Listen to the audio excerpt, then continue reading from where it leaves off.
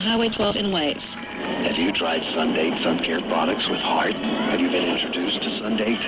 They have heart. As a matter of fact, there's a heart on every container. With this in mind, we suggest you go on a date with Sundate. Don't just get a tan. Get a safe Sundate tan. If you're into that great bronze look, you'll need to try Sundate sun care products.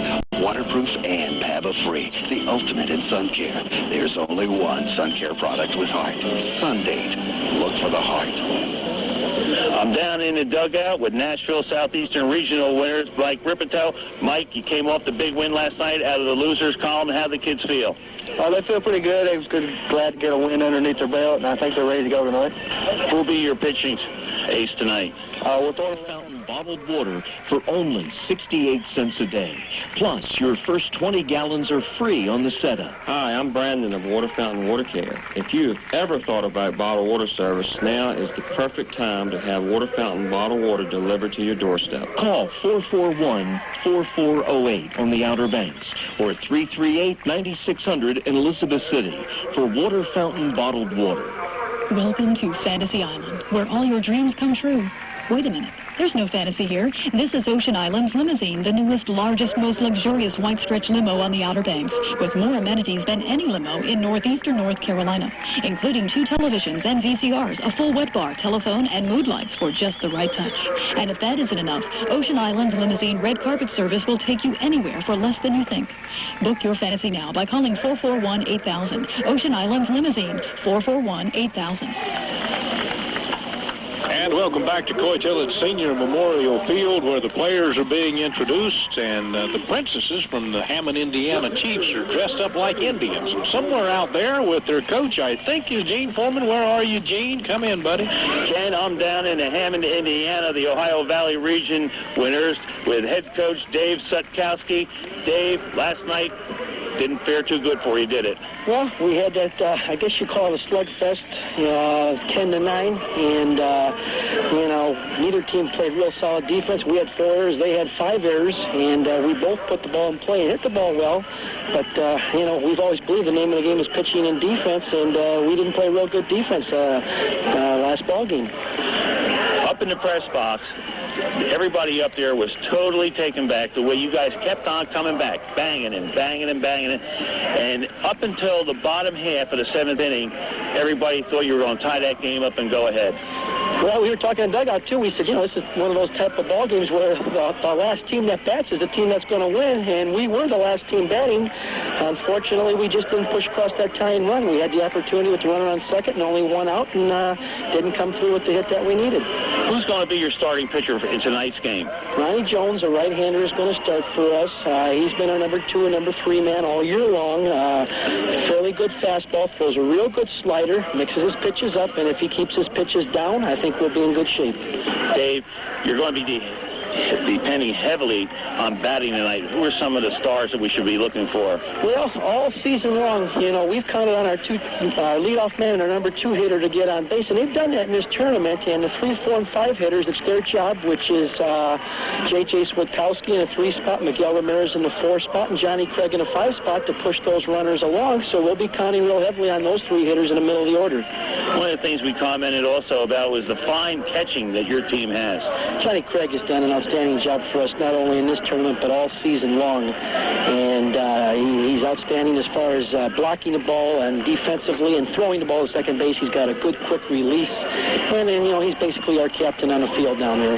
How was the feeling with the host families last night? Once again, as it has been through the whole tournament, the host families have been fabulous. The kids feel like they're at home, and, we've been treated very well, and it's just been a great week for us here with the host families. Well, let's just hope the week continues for you. I hope so. We'd like to be out here again tomorrow night. Lots of luck on tonight's game. Thank you very much. You're listening to the Babe Ruth World Series on the Coastal Broadcasting Company Radio Network. Pittsburgh Paints and the Outer Banks Paint Center are proud to help sponsor the 1996 Babe Ruth World Series in Dare County. Pittsburgh Paints has a reputation of helping homeowners and professionals look their best. Pittsburgh Paints and Outer Banks Paint Center know our young athletes have worked hard to make it to this tournament. They invite all residents and visitors to come out and help support our future in the youth today. Pittsburgh Paints and the Outer Banks Paint Center welcome you all. Always consider Pittsburgh Paints for all your painting needs. Babe Ruth Baseball and Pittsburgh Paints are always number 1. Sure, lots of places sell auto parts, but they're just not CarQuest. We stock top quality parts for just about every car. And CarQuest's Counter Pros offer helpful tips, too. Add CarQuest's coast-to-coast guarantee in over 3,000 stores, and it's easy to see why CarQuest is the choice of full-time pros and weekend mechanics. For your nearest CarQuest store, call 1-800-492-PART. You'll find it at CarQuest. Your local CarQuest Parts Center is on Highway 64 south of Manteo. Next on Late Night Cop. So what's open? Wendy's late night pickup window. Oh, yeah? Is it too late to get Wendy's chili? You can get chili or Wendy's old-fashioned quarter-pound single. The whole Wendy's menu, sir. Great, then give us the whole menu. And 2 coffees. I'll take 2 coffees, too. I think Dave Thomas was a cop. I was never a cop. 10-4, Dave out. Definitely a cop. Wendy's, we do it Dave's way. So thanks for coming by. Visit Wendy's in Kill Devil Hills and Elizabeth City. As a team sponsor of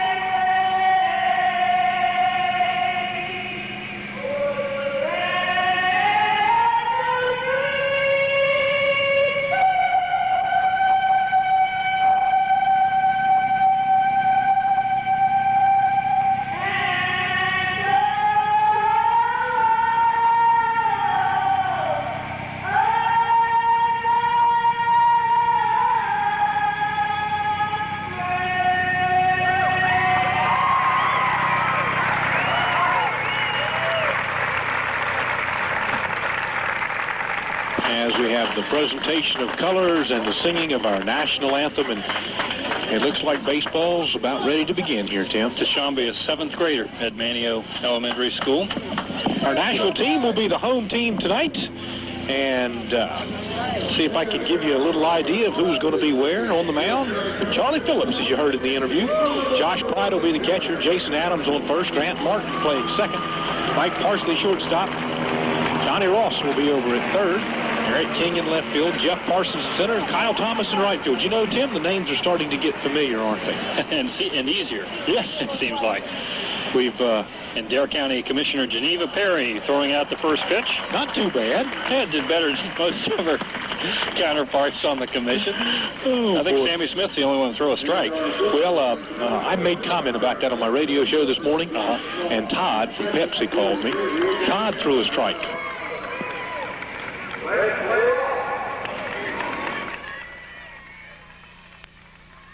Pleased that they decided to honor you here tonight. You know, the weather's been nice down here because I said it'd probably rain everywhere else, but it wouldn't rain here. It's been beautiful all week long. So I'm thinking it never rains here the way it's going this week. That's great. As Anthony Hofer steps in, looks at the first pitch of the ball game, it's a ball on the inside corner. And Jim, I'm interested in your take, as you've been all around the country seeing baseball all over. It's really great to see enthusiasm and everybody associated with these teams from all over. Baseball really is united as far as bringing communities together all across the country. And these kids must just really be thrilled to be involved. You know, and especially come to a beautiful ballpark like this. The fans here, everybody in the Dare County area has really worked hard to get it here, and it shows it. Charlie Phillips gets a strike across that time. 2-1 the count now to Hofer. We noticed throughout the week a continuing number of scouts seems to be increasing from colleges, from some of the major leagues, watching these boys. I suppose this is an important place for those scouts to come and search for new talent. I mean, it's a great place because they can see the guys, you know, what they can do and everything, and it's some of the best baseball in the United States right here. And the 3-1 pitch is lifted to right center field. Coming on is Kyle Thomas, makes the first out of the ball game, gentlemen. I know when you were younger, before you got playing Major League Ball, that instead of all the softball teams all throughout the area, we had baseball teams, and you played, and I think you even played some in our area, didn't you? Yeah, I played down in Wangees, and it's like it was McQuillan's County come down here to help Wangees play a little bit, and Pigum Walker was the man that got us down here, and it was great. And I think everybody learned a lot of baseball from coming down here playing. And, of course, Pigum is recognized in the program as being instrumental in our Babe Ruth program here on the Outer Banks. How important were those years to you in getting your start professionally? Well, every game you play in, you know, no matter where it's at, Cow Pasture, Babe Ruth, American Collegiate, Little League, Pony League, wherever it is, when you're playing ball, you're getting experience. You can't talk about it. You can't look at it. You got to play it. Mike Kruger, the shortstop, stepped in now. He's looking at a 2-0 pitch here momentarily from Charlie Phillips. Phillips having a little problem finding the plate right now. This one misses inside. 3-0 the count now. Tell us, how did you finally end up in professional baseball? Well, I guess I played American Collegiate baseball. They didn't have Babe Ruth baseball at that time with the Husky. And the scouts saw me when I was pitching there, when I was pitching in Raleigh, Rocky Mountain, that area. In my junior year, my senior year, just started coming down and scout me in high school.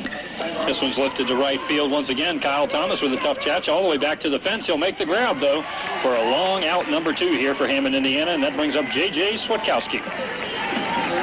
Yeah, we had, you know, great teams at that time, and I think, but the scouts looking at us, they saw that 2 or 3 of the guys on our team was good ball players, like Freddie and Francis Combs that played. That was from Mans Harbor, really.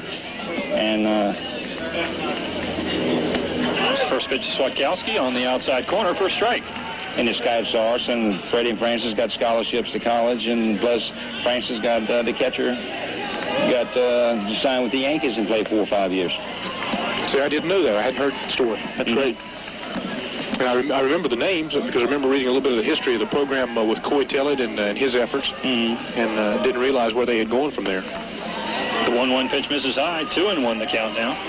We'll let you go. I know that you're on the Outer Banks from time to time. Like do a little fishing down here and enjoy the area. I try to. There's great food down here. Yeah, how about it?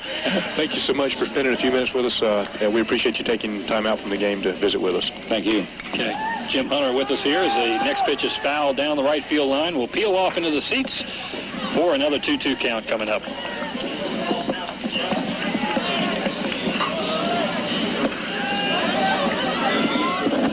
I got to catch my scorecard up there, Tim. That's all right. It'll be the first time this tournament will be up to date. That's what Robin's over here keeping us up. 2-2 the count to Switkowski, who looks at a ball to run the count full. 3-2 here, top of the first inning from game number 11 in the Babe Ruth 16 to 18-year-old World Series. And we're well on our way to another good crowd here tonight. As this one's tapped to the shortstop, up with his Parsley, eaten up with it, actually picks it up after he drops it and makes the play over to first base. Jason Adams digs it out for out number 3. So the side is retired in order for the Hammond, Indiana Chiefs. And coming up, the Nashville Shootiques for the first time in game number 11 of the Babe Ruth World Series here on the Coastal Broadcasting. Leading off for Nashville will be Jeff Parsons, Jason Adams, Donnie Ross, Josh Bryde will be the cleanup battle. We're looking for our first report from Gene any moment now. He's out and about. He went out on the porch a minute ago. Maybe we continue that in-depth analysis we've had from Hunt Thomas about the relish in the ketchup and the mustard packets. We can get an update on that tonight. As stepping in, Jeff Parsons, the center fielder. It's a Hunt ketchup, and it naturally has an attraction. He has an affection for that. So, hey, they got a cutout of Babe Ruth over here tonight. For anybody who hadn't been to the ballpark yet, you can get your picture taken with the Babe. And I understand he's going to be here Saturday at noon. Oh, really? Well, I understand a good look-alike of Babe. Okay, that'll be fun. A fellow that does travel around to the games and does pose for pictures. Lined up the middle, it skips by the shortstop and out into center field for the first hit of the ball game. Mike Kruger made a diving effort but couldn't make it. So the first hit of the game puts Jeff Parsons on first base. I tell you what, he really gave it a great effort over there, Kruger at shortstop, but came up just a few inches short. And the field again looks like a golf course, doesn't it? Mm-hmm. Every evening they go to work, and I guess it's like the cobbler's elves. They work on that thing all night long. And Robin Sawyer tells us that Parsons has now started his 3rd consecutive game with a hit. I tell you, that's the way you want the games to start if you're... That's why he's leadoff batter. No kidding. Getting them in business already. And this one gets away from the catcher as they were too worried about Parsons down there on first base. Johnny Craig, coming out of there as if he was going to snap him back to first and miss the ball. And wisely held up. Went all the way to the backstop. Of course, Parsons just kind of trotted down to second. No problem there. And the bad boy brings a new brush out to the umpire for his home plate chores. And we've got a little bit of an equipment problem, too, it looks like. And cleat or something possibly giving the pitcher a little bit of trouble. So the ump walks out, takes a look, and everything seems to be straightened out. What has he got on? He's got some kind of a brace on his ankle, it looks like there, Ken. Mm-hmm. He was adjusting something there on his shoe or his ankle, and wearing those high heel cleats. Mm-hmm. And Ronnie Jones is going to take another couple of warm-up pitches to make sure he's okay. He's going to step on the pitching rubber and work from the stretch now with a 1-0 count to the batter, Jason Adams.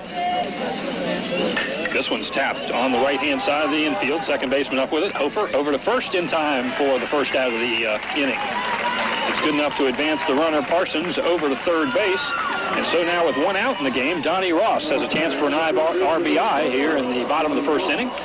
Talk about some heads-up ball now. With the bases the way they were, man on second, I looked for the catcher to back up first, but no, he stayed home. Pitcher went over and backed up first. These guys are thinking. Got to know what's going on. And the first pitch to Ross is outside. Ball 1.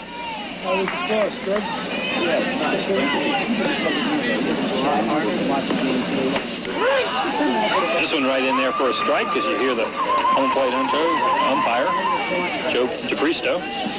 Television crews in here today, and you may hear a little bit of the commentary as they're doing an interview with Jimmy Catfish Hunter right under where our field mic is located. So he's not going to get to watch a whole lot of baseball. No, it's kind. I kind of felt bad about asking him up there, to be quite honest, but I did it anyway.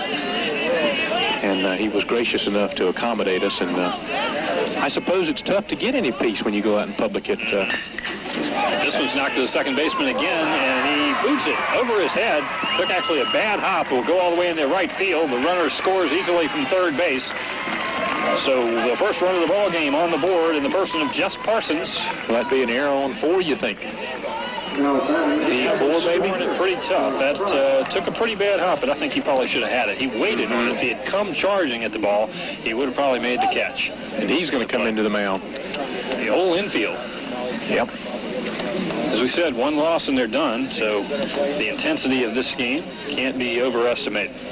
After all the games they've played together and as far a distance as they've traveled, they don't want to have it end here on a Wednesday afternoon in Manteo. Had an opportunity to talk with some of the folks on the radio stations out in Nashville, Tennessee, and the ball players on the team seem to come from all over the city, throughout the various counties around the city. They're not all from one area. It's like an all-star team, it appears, at least, and that seems to be the makeup of many of the teams that are here.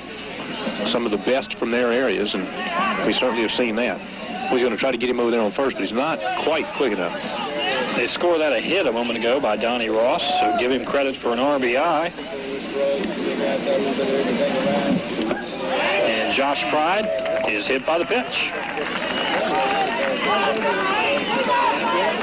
And he'll go down to first base. Ross will now move over to second. So Nashville has done what they've done now in a couple of games, gotten in business early with serious threats in the first inning. Of course, they scored 2 in the game on days running together Monday night, and that was one of those nights that ended with a Y. That's right. Actually, that was last night, wasn't it? Against the Bay Area. Where will we be Saturday? We'll be totally confused by them. I'm telling you. It's been a great opportunity for us. I've really enjoyed being here and being a part of it, and I hope the fans have enjoyed listening and coming out to the ballpark. This one's lifted to left center. Way back goes Nidau. He's got enough room to make the catch. He does. Runner tags up at second. Big throw coming into third base. Offline. He's going to go in there standing up. So runners at first and third now with 2 outs. As Josh Pride lifted deep to center field, but it's just a long out for the Nashville Shootiques. Good arm, a little bit high, a little bit off, but long throw out there at about the 310, 320 mark. Yeah, and he didn't take a running leap into it or anything. That was just one step and a hurl. So he's got a good arm on him. Did we cover the other day what a shootique is?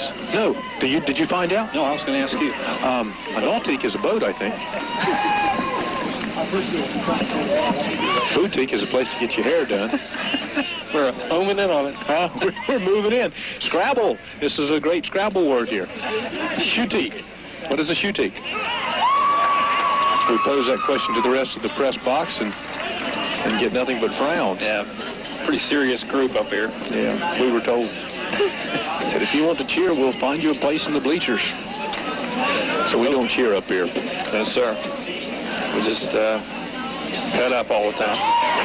0-1, swing and a miss, makes it 0-2. 2 outs here in the bottom of the first inning. Runners on first and third. Base hit with score 1.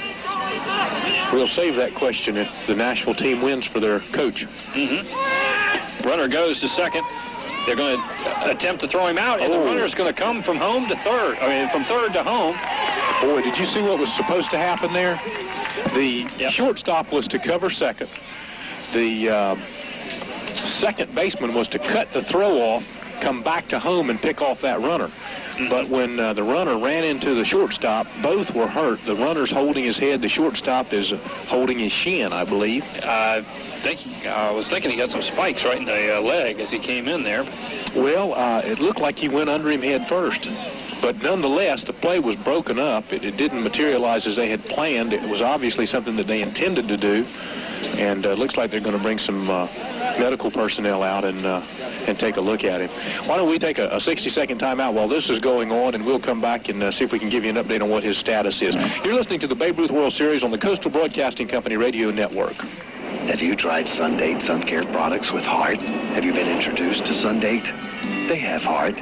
As a matter of fact, there's a heart on every container. With this in mind, we suggest you go on a date with Sundate. Don't just get a tan, get a safe Sundate tan. If you're into that great bronze look, you'll need to try Sundate sun care products. Waterproof and PABA-free, the ultimate in sun care. There's only one sun care product with heart. Sundate.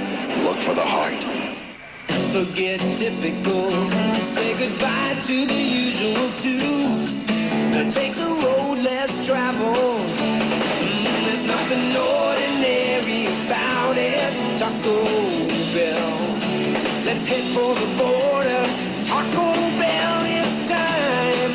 There's nothing ordinary about it. Taco Bell, there's nothing ordinary about it. Taco Bell.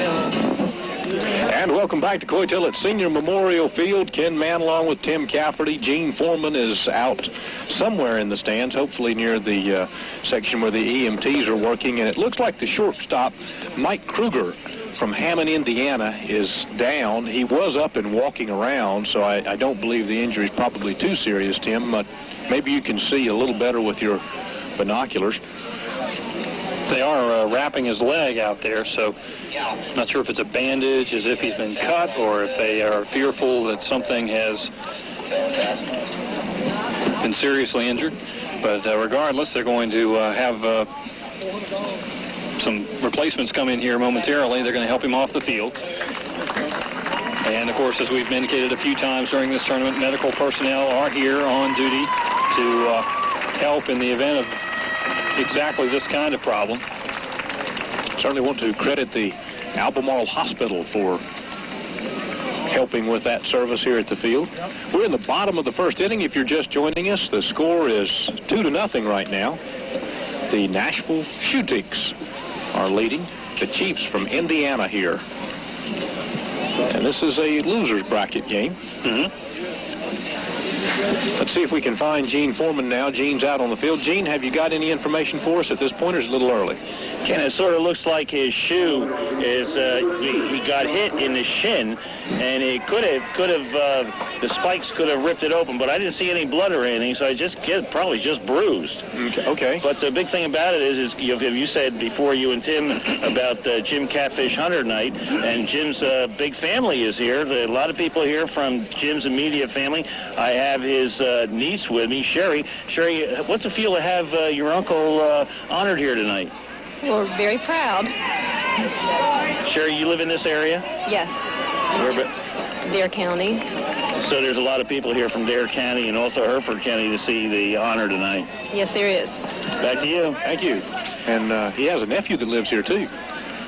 And back to the action as Mike Parsley steps in here with a 2-2 count, 2 out here. In the bottom of the first, 2 runs have been plated. This one's lined down to third base. Third baseman up with it. Swetkowski over to first base Ramirez to retire the side, but not before they score 2 runs on 2 hits. No errors and 1 man left on base. At the end of 1 full inning of play, it's the Nashville team 2, Hammond, Indiana, nothing, as you're listening to the Babe Ruth. On the mound, Josh Pride, his catcher, calling the signals for him. Miguel Ramirez, Johnny Craig, Paul Trimmel due up in this inning. The number 4, 5, and 6 hitter. They retired in order to start the game. And he looks at a strike to start this second inning of play here in game number 11 of the Babe Ruth League World Series.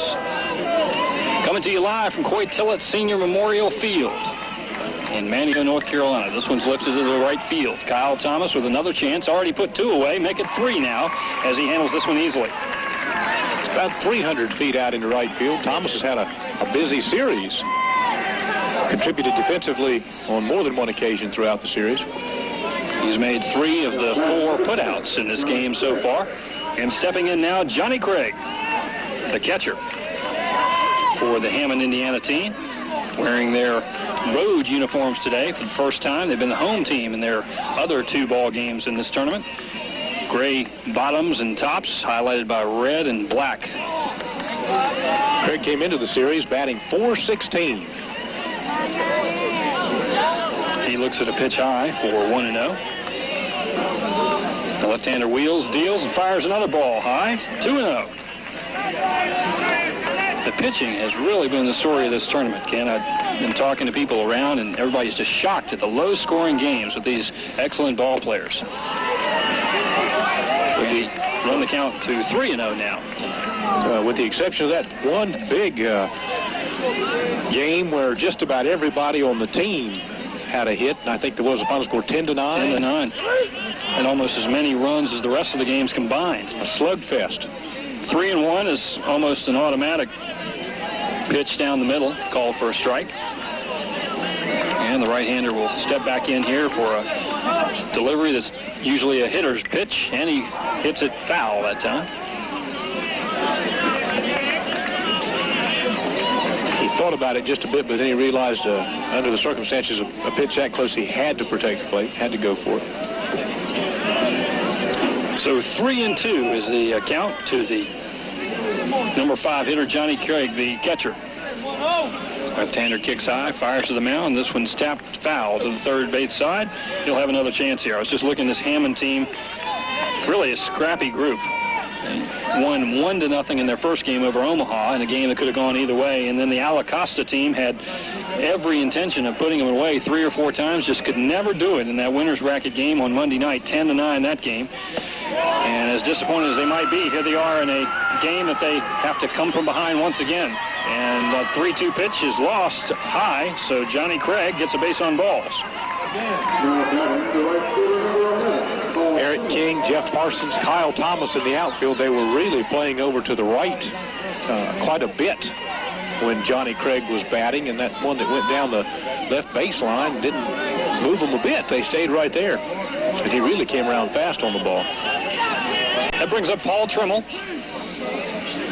Right-hander steps in with the runner on first base leading slightly.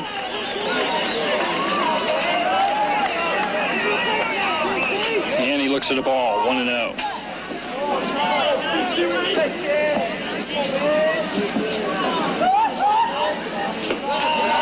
One away here, top of the second inning in game number 11 of the Babe Ruth 16 to 18-year-old World Series.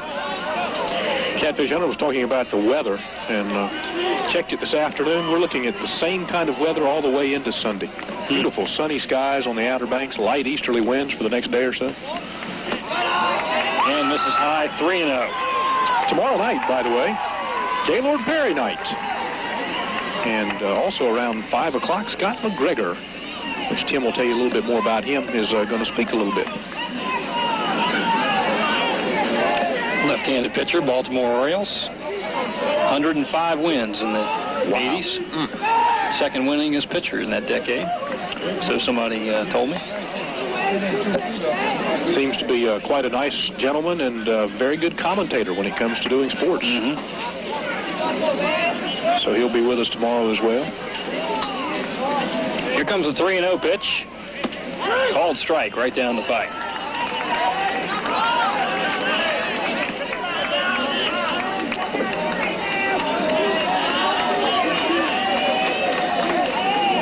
Outfield plays him straight away as a swing and a miss.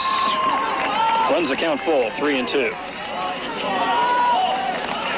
And we'll find Gene Foreman if we have an opportunity after this batter. I think he has a thought for us. As the 3-2 delivery, he's going to go over first, trying to catch the runner leaning, but he's back, no problem.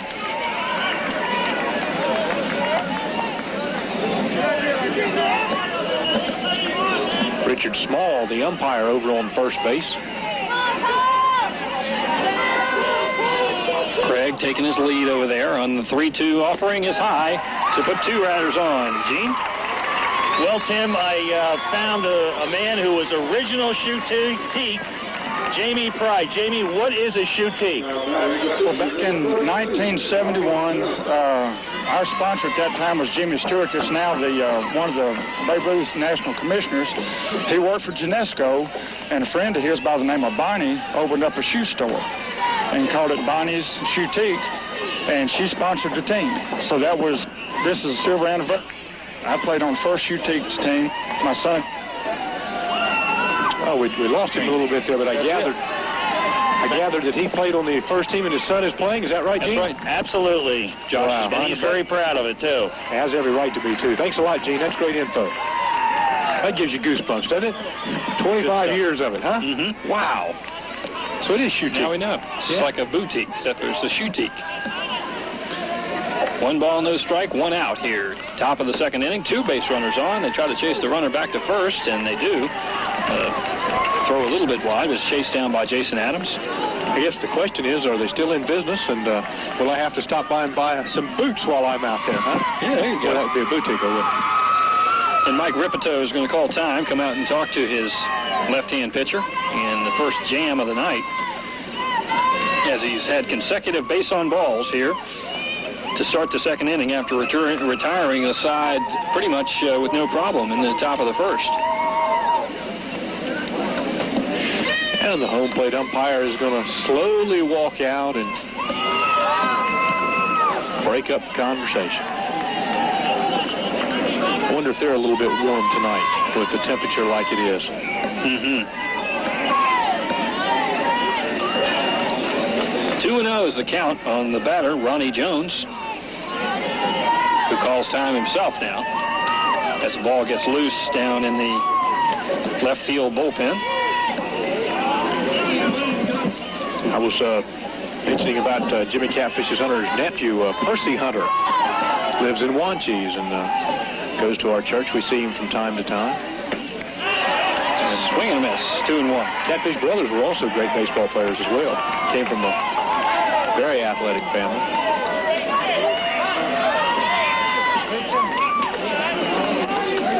Kevin Brown is down in the bullpen warming up for the Shoe-Teaks. He's actually listed as second baseman, which might go to a testament to how far we are into this tournament.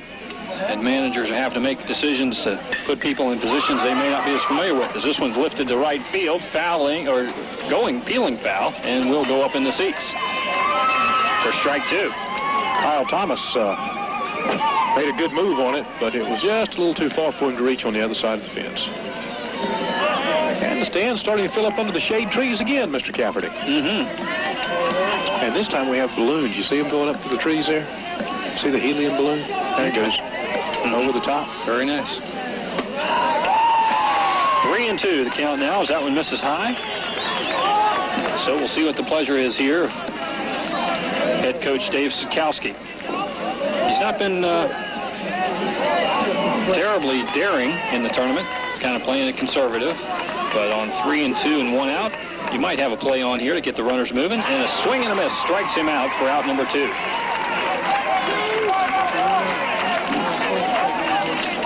That brings up Eric Benson, the left fielder.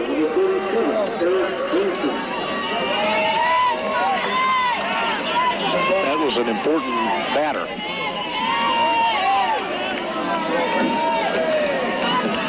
If he had gotten on, it would have certainly changed the complexion of this inning in a hurry.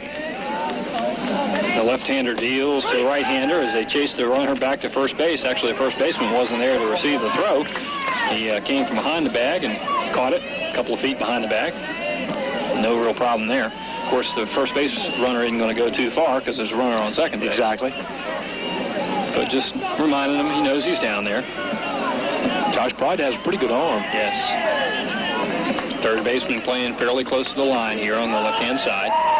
Grant Martin plays him straight away. He's the left fielder. And the ball misses high for 1-1.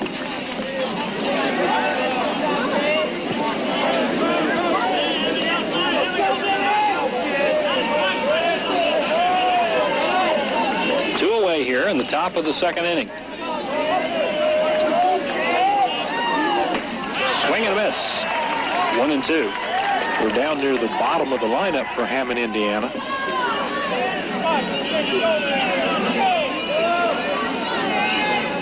Benson, the number 8 batter. Holds that Louisville slugger above his head high. Got him. No, boy, it was close, wasn't it? Huh? It was. That runner's really drifting off first base. He really is, and Richard Small's got a better view than I do, but it really looked close, didn't it? Jason Adams snuck in there behind him. And a little swipe tag just missed him. So 2-2 the count now to Eric Benson with 2 out here in the top of the second inning. He'll step back in. I guess I excited those folks, didn't I? Huh? I'll try not to do that again. This one bounces up to the plate. Josh Pride does a nice job stopping it. And the count's run full, 3-2. This will give the base runners a head start as they'll start running as soon as the ball's thrown.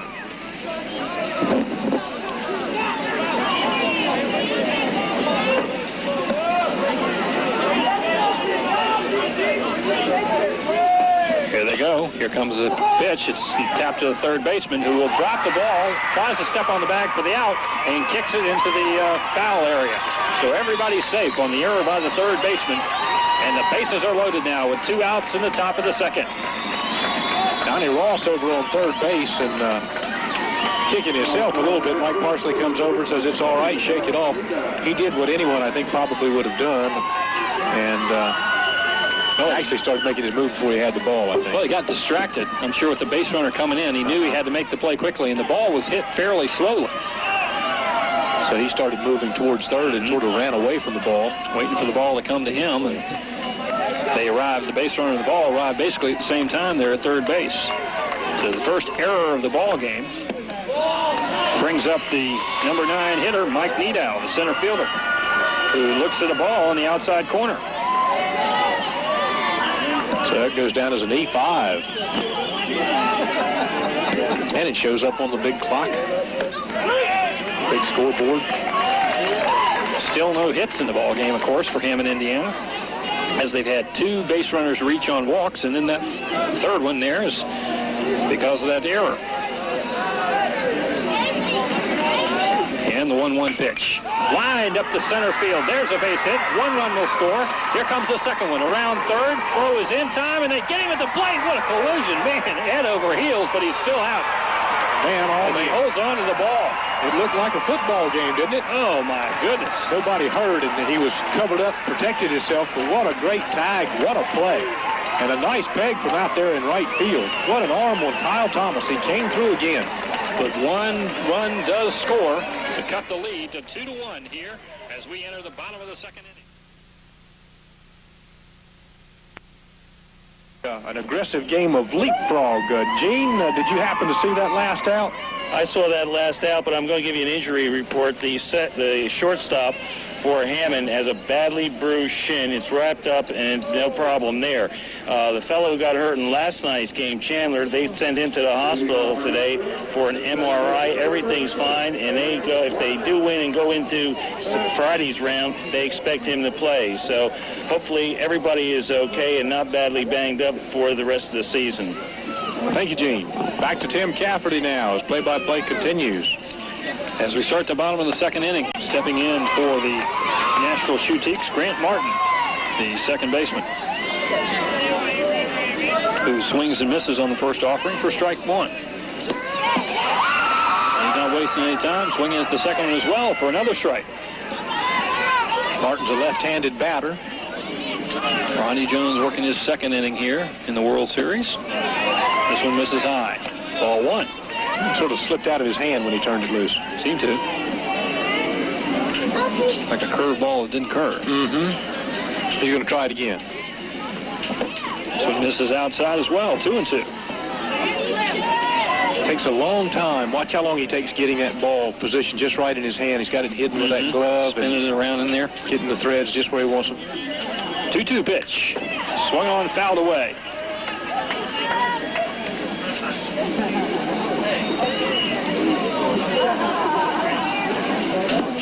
New ball.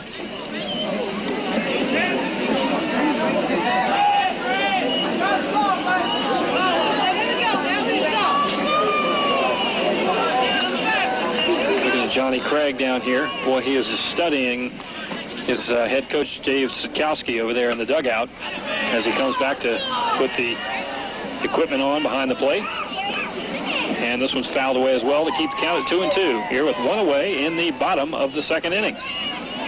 Nashville on top, 2-1. Grant Martin moving way up in the batter's box now.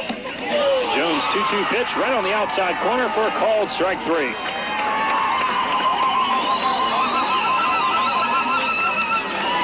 And you hear the, what do we call them? If they're the Chiefs, or are these they're the Indian squaws over here? Hammond Indian Chiefs. I don't think that's not politically correct anymore. I don't think. Well, I don't know. Not sure what all the hostesses have transformed themselves tonight, wearing feathers and war paint. It looks like. That's right. Huh?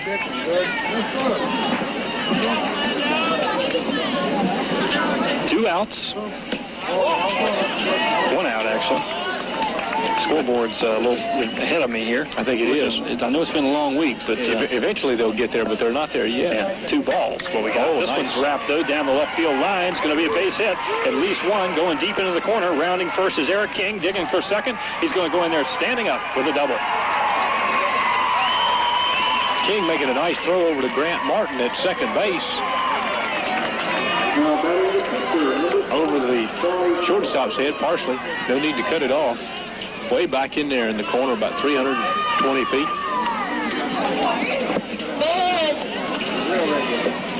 Another left-hander coming up to bat. Is it Charlie Phillips?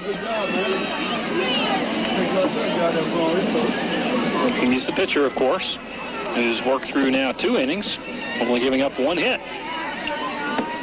On the outside corner, he takes a strike. Jeff Parsons due up.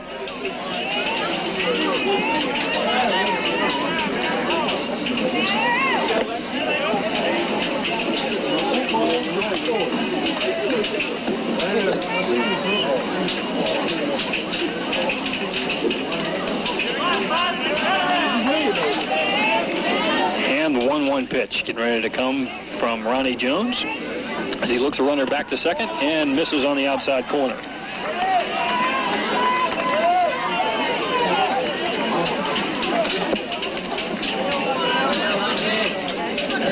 Change my scorecard there. Neutron.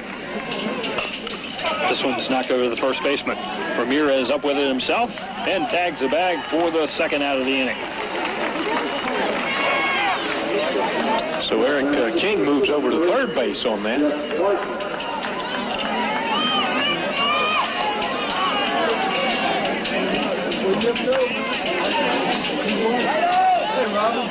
Moving up to the top of the lineup, Jeff Parsons. had a hit right off the bat. Started the game off really strong for Nashville. Later scored. And here he is up in his second consecutive inning. Most ball players like to bat, so I know he's enjoying that. We always thought they were great games. We get a chance to bat every inning.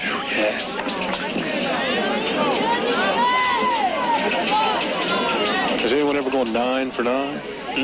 I'm sure. Somewhere along the line.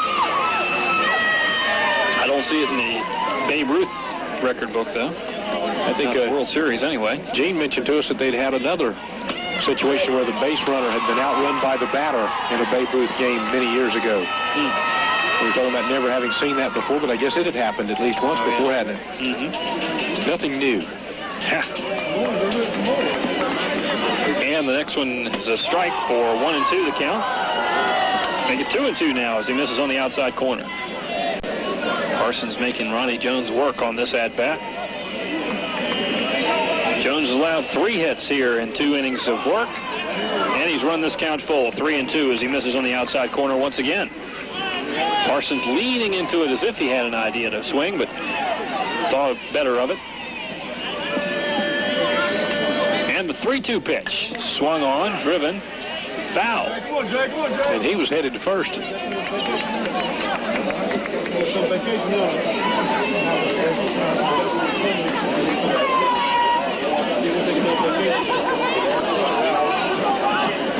And the 3-2 offering once again. Swing and a miss to strike out the side.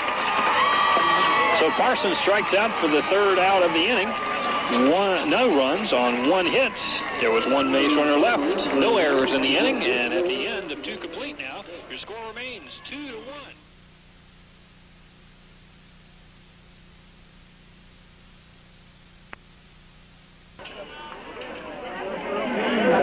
Looks like Anthony Hofer will be the leadoff batter for Hammond, Indiana.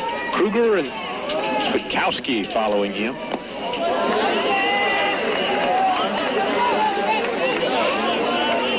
It's not going to be Kruger.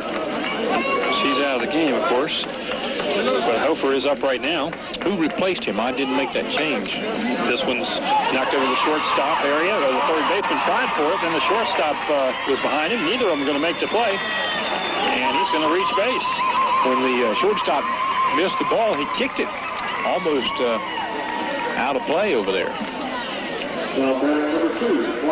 Mark Brandstrom, okay, is the next up here. He's the player, of course, that replaced Kruger there.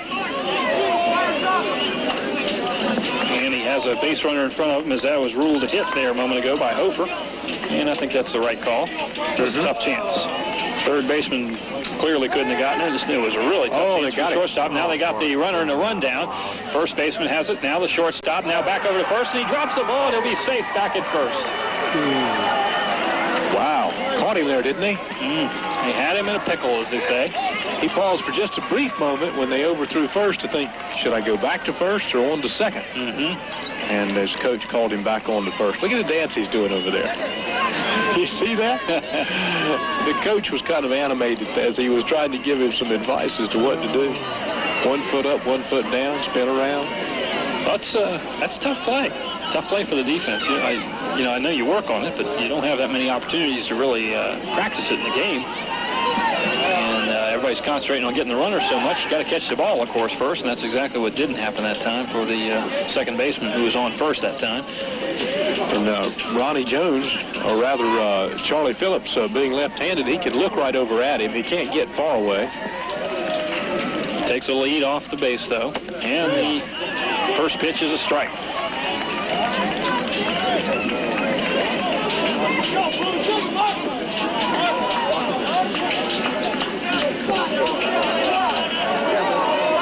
Brandstrom is number 2.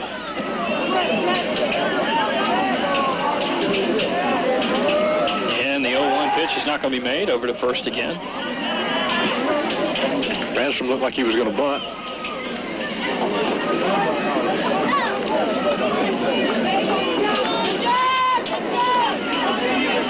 Thinking, what in the heck is on that boy's head? Jason Adams has got pork chop sideburns. I hadn't seen those in a long time.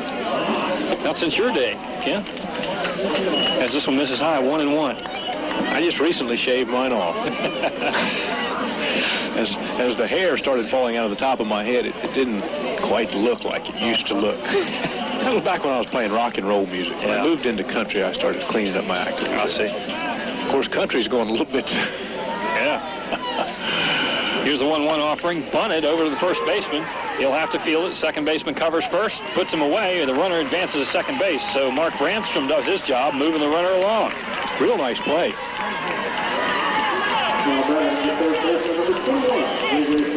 So Brandstrom retired on a sacrifice bunt for the first out here of the third inning. And that brings up the third baseman, J.J. Switkowski,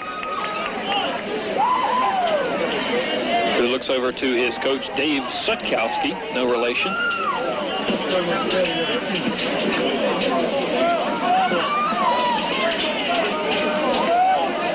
And the right-hander looks at the left-hander pitching to him, and he looks at his, I was going to say strike, no, must have missed slow.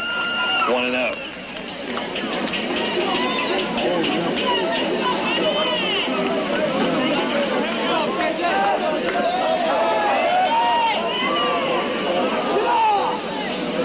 This one's lifted foul. 1-1. Hofer on second is taking a big lead. And Mike Parsley is kind of slipping around behind him over there. I guess it's difficult for a left-handed pitcher to get that guy on second base, isn't it? Yeah, so wheel all the way around, doesn't he? Yeah, so he's really taking advantage of that. He's 15, 20 feet off the bag now. Look, he's halfway. They're going back throw down to second. High throw. Just a purpose throw there, really. Before the ball crossed home plate, the runner Hofer was halfway between second and third. He's pretty quick. Timeout.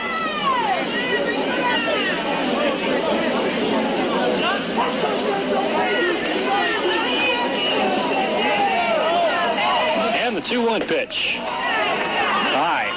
3-1.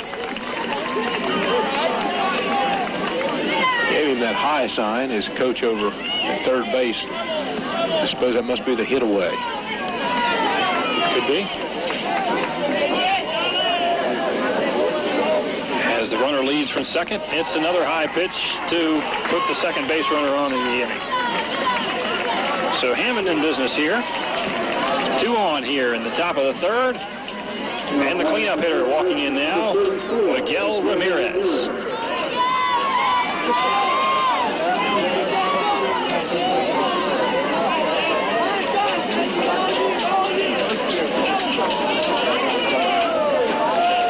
Jeff Parsons out in center field, moving back a little bit for Ramirez. He's lined down the right field line, curving foul.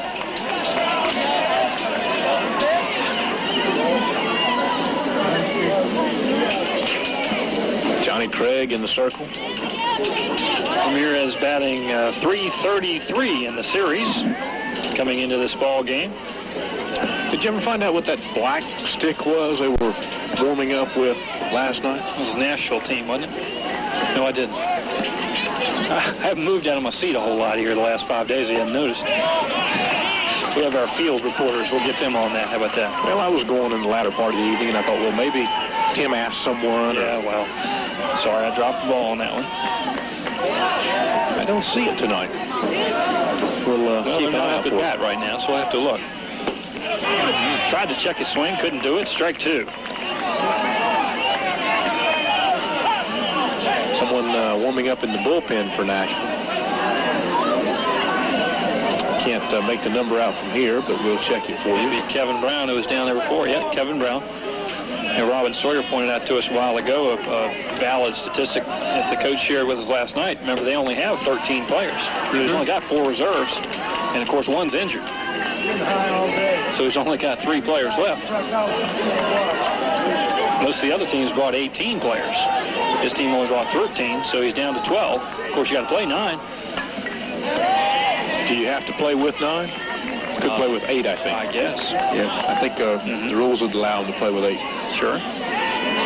It'd be a distinct disadvantage. Oh, I think. Yes. But you'd get to bat more often. And the next one lifted out of play, so 2-2 the count to Ramirez. 1 out. Runners at first and second here, top of the third inning now. And the game is a 2-1 affair with Nashville on top. Josh Pride meets the pitcher Charlie Phillips about halfway, and I suppose gives him a word to settle him down a little bit.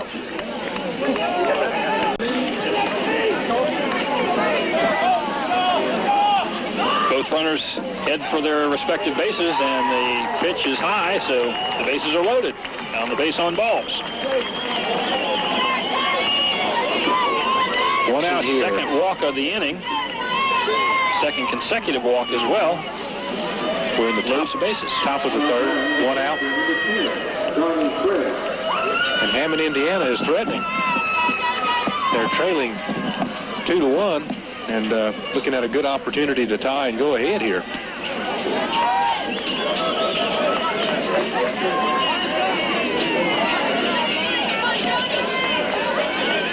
Did you happen to save one of the Pepsi-Cola World Series Babe Ruth cans? I understand not it's full. I understand it's going to be a real collector's item. It's pretty neat. Has Dare County printed on it? Mm-hmm.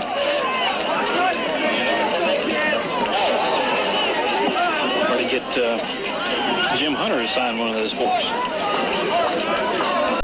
Ball and no strike. 1 out here. Bases loaded. Top of the third. This one bounces up there. It gets away from the catcher, and the runner's going to come home from third. And the runner goes to first and second. Goes from first to second, second to third. Everybody's safe. And what a strange play that was. I tell you, it was almost as if the catcher and the pitcher in the infield was kind of asleep there just a little bit. It was all like really just caught them off guard, and they just moved around very slowly. And Pride started to look back at home. Then he looked over to second as if he was going to throw over to Grant Martin, and finally just ended up standing there between home and the pitcher's mound holding the ball. And we're going to get a change of pitchers. I guess Brown's going to come in from the dugout, from the bullpen, and that's going to be it for Charlie Phillips. So we'll take a break as you're listening to the Babe Ruth World Series on the Coastal Broadcasting Company Radio Network. The time comes for you to build your home. At least once and maybe more often before this World Series is over, and be a part of a once-in-a-lifetime experience here on the Outer Banks. Don't forget, Friday and Saturday admission is free for the semifinals and the finals. And Charlie Phillips is out of there, and Kevin Brown comes in, the right-hander, who looks like he relies on a nasty curveball. Throws a strike in there. During the warm-up, he really did have one of those slow breakers, just kind of came up there like it was towards a batter and broke right out across the plate. Nice-looking pitch. There it is. 3-2. And the book is almost closed on Charlie Phillips. The 2 runners on base are his responsibility. He threw 60 pitches in those 3 innings. Allowed 2 hits, 1 strikeout, 4 walks, and 2 runs, of course. Could be responsible for these 2 on base, don't forget, so it could be 4 runs responsible. This one fouled away. 3-2. Once again.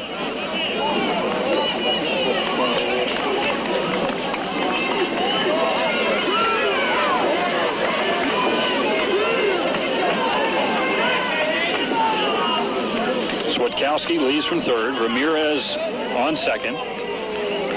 And the batter, Johnny Craig, who reached on a base on balls in the second inning and scored later. Wraps this one towards the second baseman. Diving attempt, can't make it. Going into center field. 1 run is in. Here comes Ramirez around third. Thinks better of it. Goes back to second. Now the runner's trying for second. Catcher's going down there. Gets him at second for the second out. Why the hell did he? And Craig kind of had a mental lapse there. He thought he was going to be able to take second base with nobody noticing him. Pitcher came running up, cut the throw off, and nailed him at second. So 2 away now.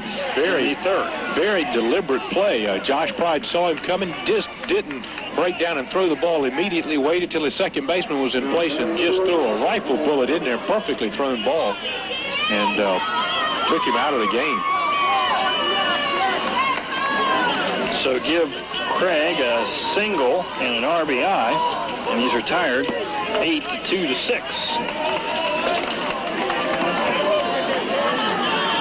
And that brings up Paul Trimmel, who reached on a walk in the second inning, and later was the third out of the inning in a wild play at the plate, where he was thrown out and went up head over heels as he came into the plate.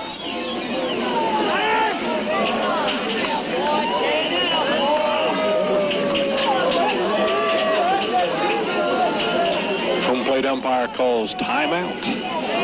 Batter steps out of the box. He's a tall fella too, isn't he, Tim? Sure is. Trimmel checks in at 6'3", 175 pounds.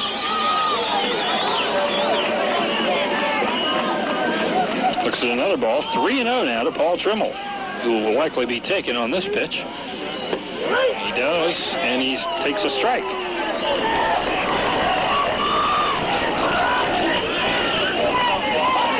Jim Hunter has gotten no relief. Another television crew has got him now.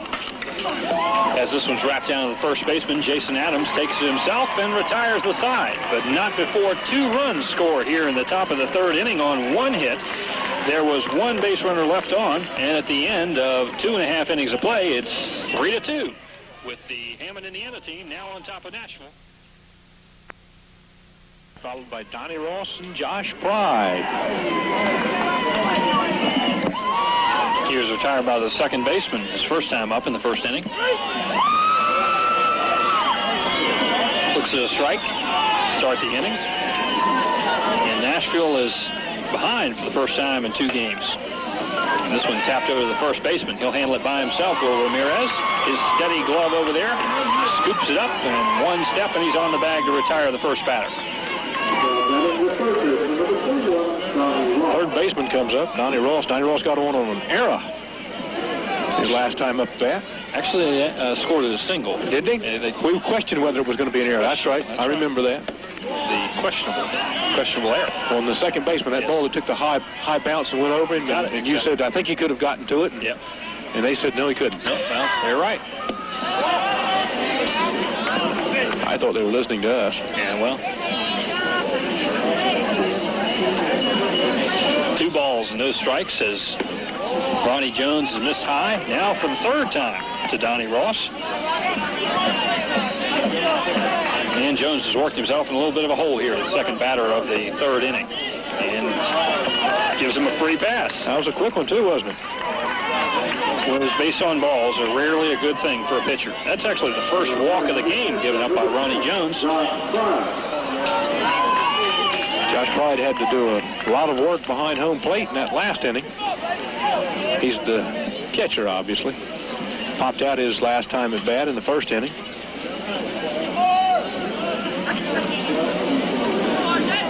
Joshua Pride is his official name, the way they listed here in the book.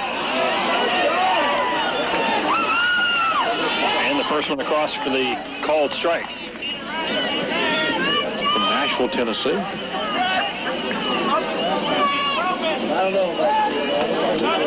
They chase the runner back to first. No problem for him. Just a couple of steps off the bag is Donnie Ross. So he goes in standing. I'd like to have the opportunity sometime to talk to some of the boys, find out what part of Nashville they're from. It's a beautiful country.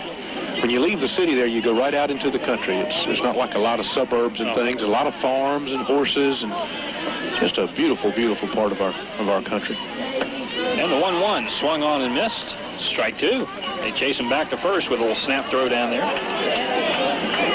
When you go down what they call Music Row, you see a lot of older homes and things, and you wonder, well, where are all these offices and the studios and things? And they're all in older homes that they have redone inside.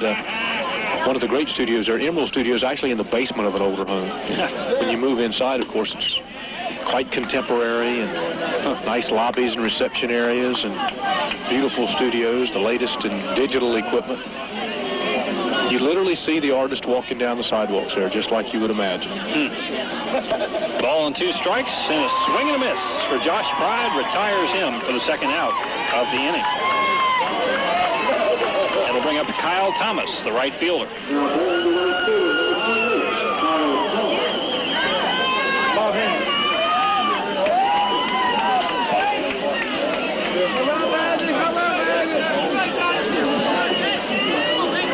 Ronnie Jones working from the stretch with the runner taking a lead at first base and fires a ball.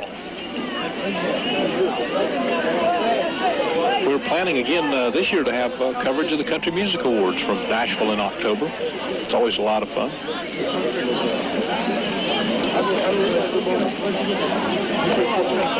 They're building a new ballpark out there. Looking to bring in some Major League sports. Well, a million people.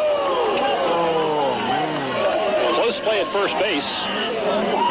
Trying to keep Donnie Ross very close to the bag.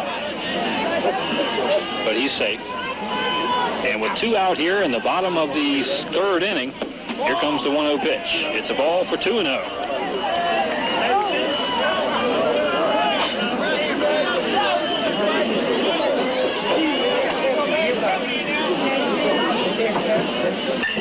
This one's hit high. Shortstop is calling for it. Now the third baseman, Swatkowski, calls him off. Gets under it and squeezes it for out number 3 here in the bottom of the third inning. So it's 4 up and 3 down. 1 base runner left on. That's Donnie Ross. No hits in that inning and no runs scored. Keeping the score 3-2 with Hammond, Indiana on top of Nashville here in game number 11 of the Babe Ruth World Series on the Coastal. This inning. Facing Kevin Brown, who's working his second inning of relief now. This one's first pitch is tapped to the third baseman, Donnie Ross. Up with it, over to Jason Adams for out number 1 here in the top of the 4th. Pumped the ball one time and really made a nice shot over there.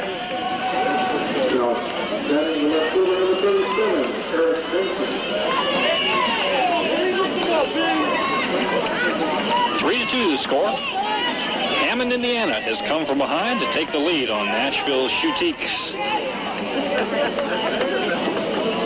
And stepping in now, Eric Benson. The right-hander looks at the ball on the inside corner. 1-0. Nashville needs a win to stay alive. So does Hammond.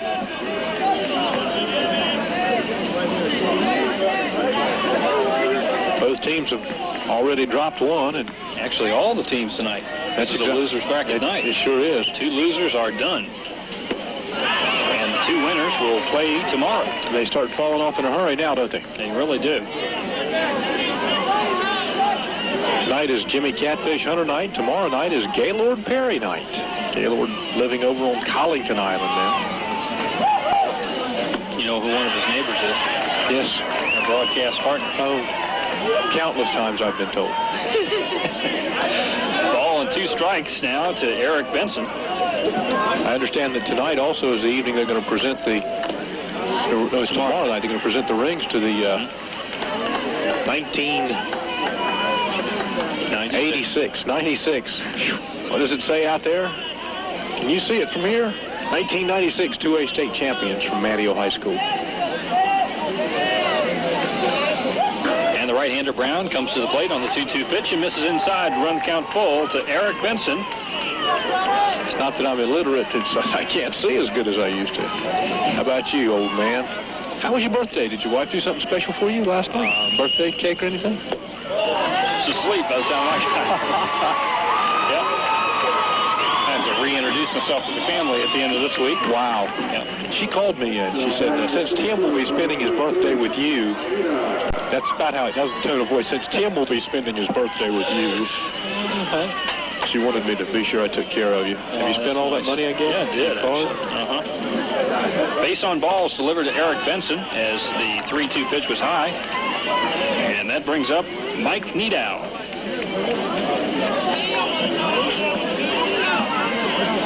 Mike had a hit his first time at bat in the second inning. Center fielder for Hammond, Indiana, the Chiefs. On the outside corner is a strike. I wonder if they've had any problems with that name up there like the Braves did in Atlanta a year or so ago.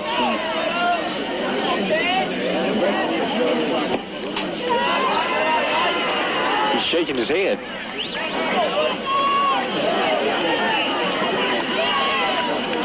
Two balls and a strike here to Mike Niedow, who's batting left-handed now. I think he's a switch hitter. Pretty sure I recorded him as a right-handed batter first time around. Playing playing center field for the Hammond, Indiana team.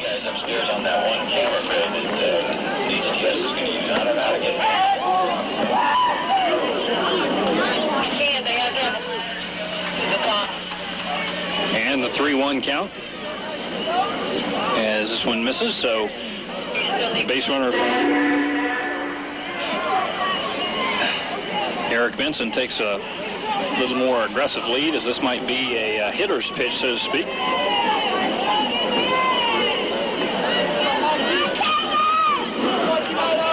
The 3-1 down the pike, driven left center. Grant Martin comes over, makes the catch, and the runner will come back to first base. He hit it good, but right at the left fielder, Grant Martin, for out number 2 of the inning. Anthony Hofer now for his third time up. He's hit the ball every time he's been at bat. Popped out the first time, actually had a safe hit the second time in the third inning. That out he made was out there deep into right field. Boy. As I was given some grief earlier saying the ball was carried to the warning track. The field actually doesn't have a warning track, but I was trying to visualize. Most people get the idea. That means it's close to the fence, close doesn't to the fence, that's right. I think one of the most spectacular plays I've ever seen was when Jackson ran up the wall of that fence. Did you remember that? He's playing Reggie Jackson? Yeah. Did you ever see that videotape? First, if he did. Did you ever see that videotape? He wasn't the greatest fielder in the world. He ran up the wall. I do think I remember that. And the 1-1 pitch, swung on, miss, 1-2. Base runner's going to second. The throw is late. He's in there in time for a stolen base here in the top of the 4th inning. So Hammond trying to manufacture some runs now. Martin couldn't hold the throw. Mike Parsley had to come over and back him up and make the catch. And Jeff Parsons coming in from center field.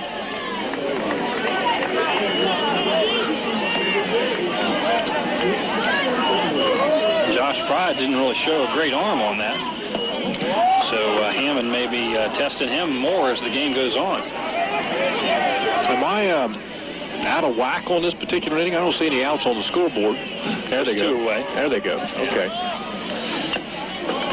I have to question my own scorecard when I look up like that, you know.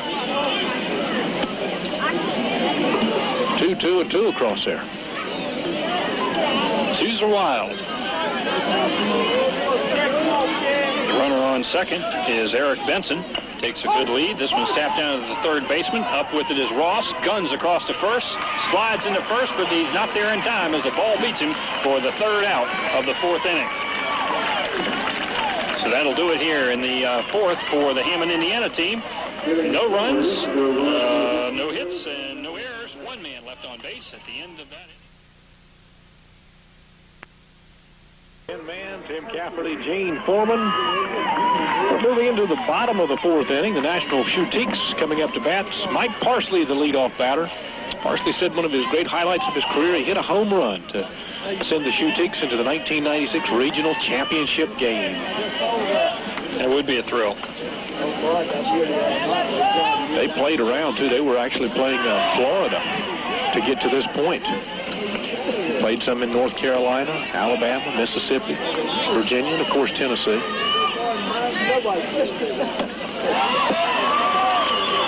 2-1 the count to Parsley. That one pops right in there, gets a reaction from the crowd.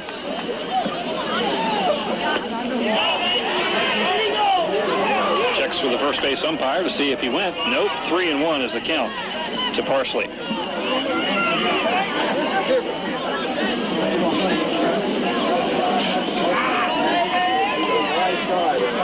This one's hit well to left field, way back, high enough, long enough, and gone for a home run for Mike Parsley.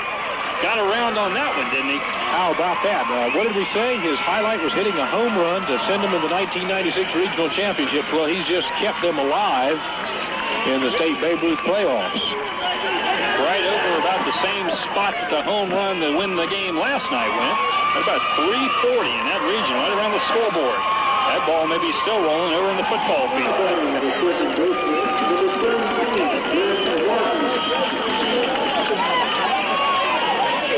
So Parsley ties up the score with one swing of the bat.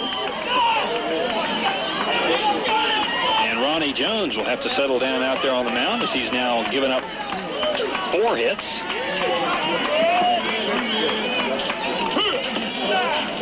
And the next pitch on the outside corner missing to Grant Martin.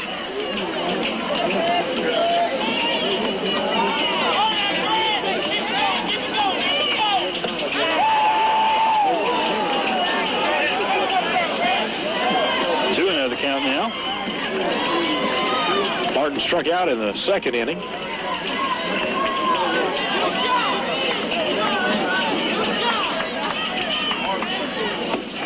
And I was just looking. Yep, that was the first hit of the World Series for Mike Parsley. He was 0 for 5 coming into that bat. A little late getting started, but he took off with a bang, didn't he? Yeah. The stands are starting to fill up really nicely over there, and that one went into the stands and cleared a little hole out.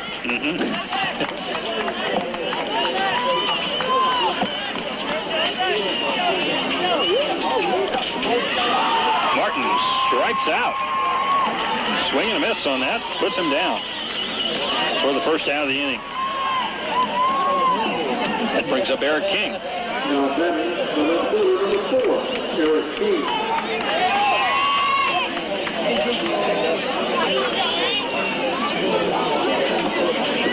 King is the left fielder. Had a pretty busy day so far for Nashville. And a strike called to Eric King. So Jones bearing down since that home run, the strikeout, and now really painting the corner here, as they say.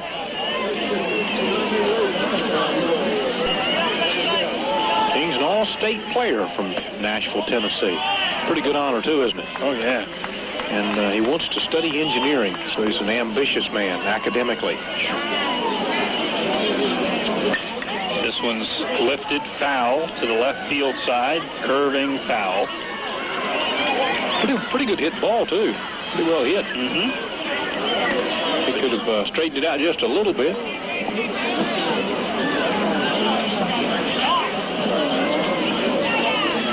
Had Eric Benson on the move over there.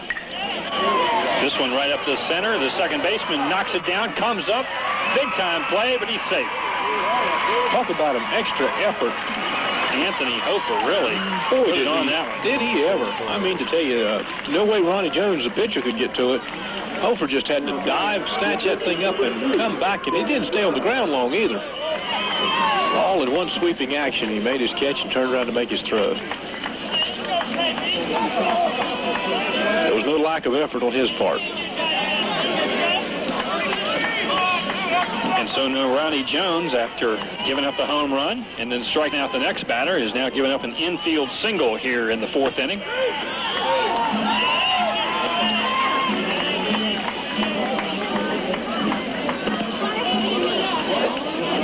And that brings up Charlie Phillips.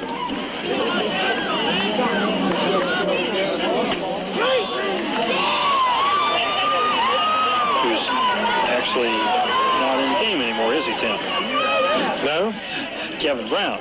Let's try that. I would never do you like you do me.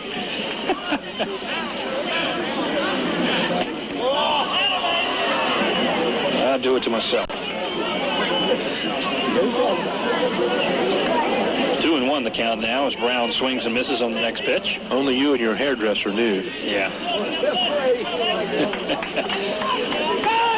And a snap throw over to first to keep the runner close.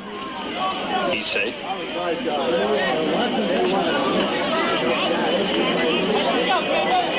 was just looking here at Ronnie Jones's bio. What's the highlight of your career so far? This. I would guess that's pretty much it. The greatest moment of a lifetime. One of the other questions that Gene and I had come up with, what it would mean for you if you're you in your hometown, if you won the Babe Ruth World Series. He said it would mean everything to everybody. I would say they're focused. Yeah. Not that the weight of the world's on him or anything, but I guess he's playing for the 82,000 of Hammond, Indiana. 2 outs here. 1 strike. And a swing and a miss. Puts him down. He's frustrated. That was a low pitch. So it says 1 strike. He'd actually fouled it away. The scoreboard wasn't up with us, and strike 3 sets him down for out number 2 here of the 4th inning, and brings up Jeff Parsons, who struck out and singled in his first 2 attempts or times at bat.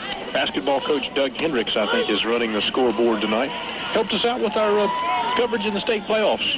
The Manteo Redskins traveled out to, was it Grifton, North Carolina? No, not Grifton. Aiden, no, where was it? What was the name of that town? Gosh, I've been too many places. Garner. My son tells me that about every week. Garner, I want to go to Garner. Made an impression on him. Did he really? Yeah. Bring him back. He likes seeing his big boys hit that ball over the fence. That's a nice We saw some of that, too. I tell you what, great ball game. This one's lifted to right field. Paul Trimmel's over there. He's got plenty of room. Makes the catch for the last out of the inning, but not before Nashville scores 1 run on 2 hits. 1 runner left on base, and at the end of 4 complete now, the score is tied at 3 as you're listening to the Babe Ruth World Series on the Coastal Broadcasting Radio Network. Find out if the bill fishing is still as good as it's been the past couple of days. Really been it's been spectacular. He had a couple of 100-plus release days, didn't he? I mean to tell you, great time to be out there if you're a game fisherman. And this one's in for a strike to start the top of the 5th inning here as we come to you in game number 11 of the Babe Ruth League 16 to 18-year-old World Series from Dare County's Coy Tillett Senior Memorial Field. This one's tapped off the pitcher's off the home plate. It's a fair ball. They put him out before I can get it out. Second baseman comes out, fires it over to first, and he's done. You could actually go fishing and make it in time for the game. I was actually thinking about doing that tomorrow. You know, the weather is beautiful to be out there. The light easterly winds, they say that the ocean just looks like a mirror. And that you can see the fish jumping all around, and it's just fantastic. So 1 away here in the 5th inning for the Hammond, Indiana Chiefs. And J.J. Swatkowski steps in. The third baseman wearing his red cleats. Pretty distinctive look. And they takes a called strike. Look more like bowling shoes from up here. I don't think they'll allow those cleats on the lanes over there. CNN Radio News, I'm Stan Case. Federal investigators are narrowing their search for what blew TWA Flight 800 out of the sky. The National Transportation Safety Board's Robert Francis says Eric Benson up with it as bring you a little news on top of the commentary here at Coy Tillett Senior Memorial Field. You know what we say, more news more often.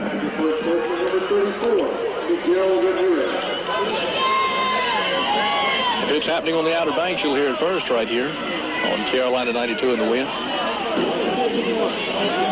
Modern technology does that. And Miguel Ramirez steps in now with the base runner on first. 1 away here in the top of the 5th as Swatkowski really had eyes on that ball. This one's driven into left center, going to fall in for another base hit. Fell in there like a parachute. Ramirez drives it out there for his first hit of the ball game. And Brown working from the stretch, fires a strike to Johnny Craig. This, of course, right the meat of the order. It's where you expect Hammond to do their damage. Swatkowski over there at second, standing right on the bag. He's been taking a conservative lead. Ramirez is going to be pinch run for now, though, over at first. Ramirez is going to be replaced by Tony Clasia over there at first base. Now running for number 20, Tony Clasia.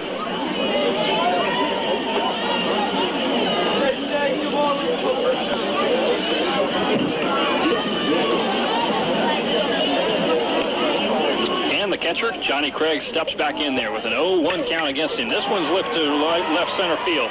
Over goes Benson. He's got the catch. What a catch it was. There's the catch of There's the catch of the series right now. What a beautiful catch. And Mike Needow goes over and gives him a high five and a pat on the back. That'll excite the crowd. And then he fires it right back in to hold the runners at second and first. That was a hard hit ball, long and deep. And he's got, I wonder if that boy plays basketball. It was a Michael Jordan catch, wasn't it? Perfect timing. It was headed to the fence. That brings up Paul Trimmel, who has reached on a walk and grounded out to the first baseman in his other 2 times at plate. He's 0 for 1 tonight. Klasia at first. Swatkowski still at second. Now 2 away here in the top of the 5th inning.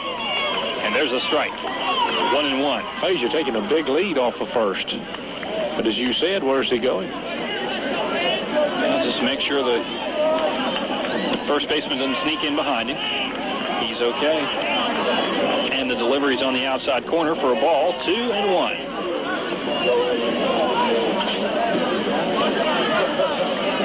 Three to 3 the score here in the 5th inning as the shooter comes right down the lane there for a strike.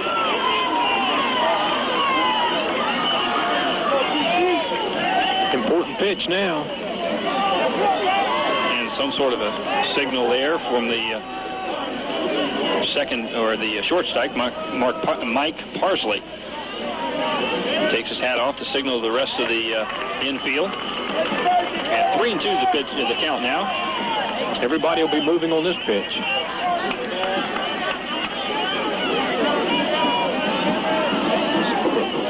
Both runners getting pretty big leads. Swatkowski, you hear him clapping in the background out there at second base, yelling some encouragement to his teammate, Paul Trimmel, with 2 out here in the top of the 5th inning and a tie score. Here comes the 3-2. This is driven to center field. Going to fall in for a base hit. 1 runner is in. Swatkowski around. Here comes Klasia into third. They've got him in time. He's out, but the run did cross the plate before the 3rd out. So now Hammond, Indiana leads 4-3 here in the 5th inning as they score that big go-ahead run. And you're listening to the Babe Ruth World Series on the Coastal Broadcasting Company Radio Network. The night swelters and boils. As you lie in bed, you watch. Coy Tillett Senior Memorial Field, and wow, what a great throw from out there in center. Jeff Parsons and Eric King making a great play out in left field. Gene Foreman's down on the front porch with some of the porch people down there. Who you got down there, Gene? Todd Oving from Pepsi-Cola coming. Todd, where'd that beautiful scoreboard come in? It's out in center field. I came out of Raleigh. We spent about $50,000 through the whole Dare County, all the Babe Ruth fields. That is just tremendous. Can you tell us how much Pepsi-Cola has been sold here so far during the World Series? It's been about 700 gallons right now. Wow. We expect a lot more of the crowds we've been getting. There'll be a lot of thirsty people, huh? Oh, yeah, sure. Sure will be. Hey, Gene, be sure to congratulate Todd on that perfect pitch he threw when he opened up that ball game. Todd, Ken Mann, our general manager and CEO, wants to say that was a nice pitch that you threw over the plate the other night to open up the ball game. Well, thanks, Ken. I'm glad you saw it. Back to the game. Go ahead, Tim. 1-1 is the count to the leadoff batter, Jason Adams, here in the bottom of the 5th inning as Nashville has got to come from behind again. They've been on top in this game, then fallen behind, and now they're tied it, and now they're behind again. And this one's kind of a check swing over to the first baseman, and he'll put him away. Will Miguel Ramirez.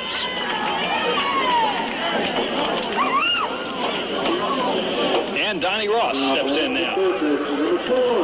In the commercial break, you were commenting at how good the fielding has been by the outfielders. The outfielding in this series has been tremendous. I mean, maybe 1 or 2 mistakes of the whole 11 games by the outfield. Some great plays in the outfield, some great throws back into the infield. That was one of them there from the center fielder to the third baseman, an absolute strike. It was perfect. It could not have been thrown any better. The timing was perfect. To catch Tony Klasia, who remember was a pinch runner, a very experienced runner, and he was out by 4 steps.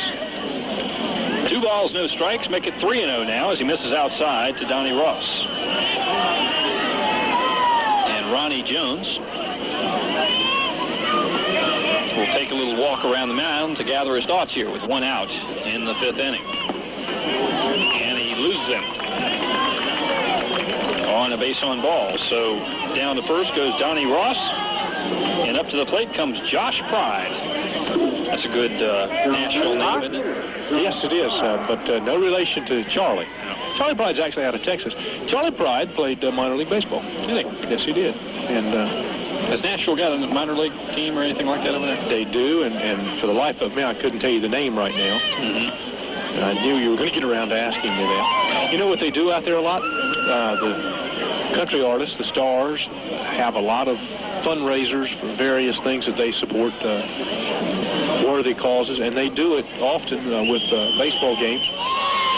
Golf is very popular, basketball. In fact, there's a big feature on the Nashville Network not long ago of a baseball game with Vince Gill and many of the other stars. Vince, very athletic, great golfer, just a super golfer. So they use the programs, athletic programs out there and sporting events to raise money for various causes featuring the stars. And the timeout was called there, a conference at the mound amongst all the Hammond players, broken up and went back to baseball, and a swinging strike by Josh Pride. Was a little ahead of that one. Over there on first base, don't forget Donnie Ross taking the lead. This one's on the outside corner for a ball, 1-1. Kyle Thomas over there swinging that root that you were looking for. Is he there? Yeah, sure enough. Yeah. Gene, we want you to work your way down there and find out what that is they warm up with out there. You see, it looks like a root to us, but I'm sure that's not what it is. We'd love to know. He's going to jump off of the porch, I think, to find out. A ball and 2 strikes and a strikeout as a swinging miss by Josh Pride puts him down for the second out of the inning.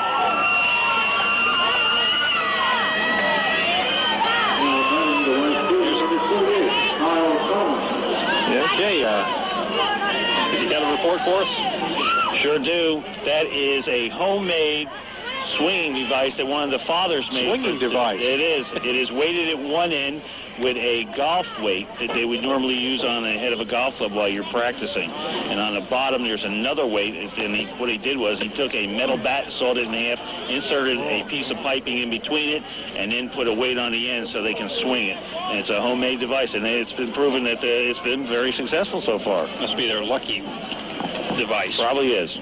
Okay, this one's driven. Left field. Over there is Eric Benson. Going way back. Is he going to have a room? No, it's over the fence for a home run. That ball just kept going and going and going, and it was gone before you knew it. So a home run has lifted Nashville back to the lead. The ever-ready battery there. They just didn't stop, did it? It wouldn't. So just like that, Kyle Thomas lifts that pitch. Look at the crowd down there on the left side. Every one of them are standing up. They love the home runs. If you're out and about this afternoon and you got a little bit of extra time, try to come out to the ballpark and get in on this excitement. What a great hit. So it's 5-4 now. Nashville has come back once again. The team from Music City just won't go down.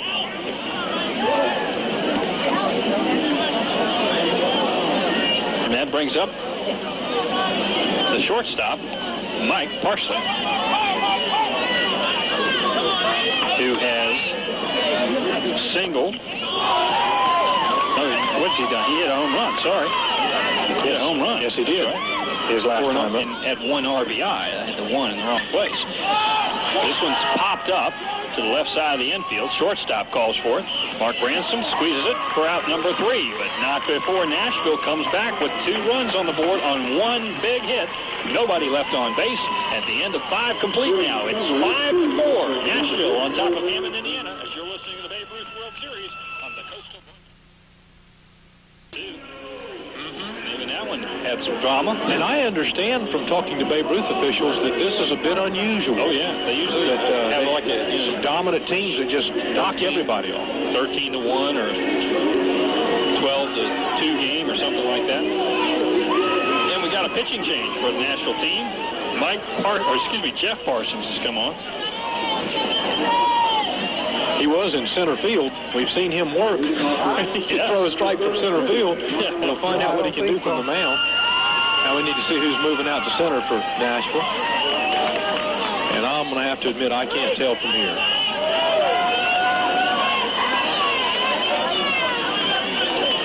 Ronnie Jones, the pitcher, is batting for Indiana. He's got some pop. He does. He's ahead. 0-2. And he works pretty quick, too, doesn't he? Yep, the right-hander. He's ready now. His son's kind of set behind the trees now, so shadows all across the field. Lights aren't on yet, and strikeout as Ronnie Jones goes down swinging for out number 1 here in the 6th inning. Brings up Eric Benson, left fielder. Was on an error his first time at bat. Base on balls in the 4th inning.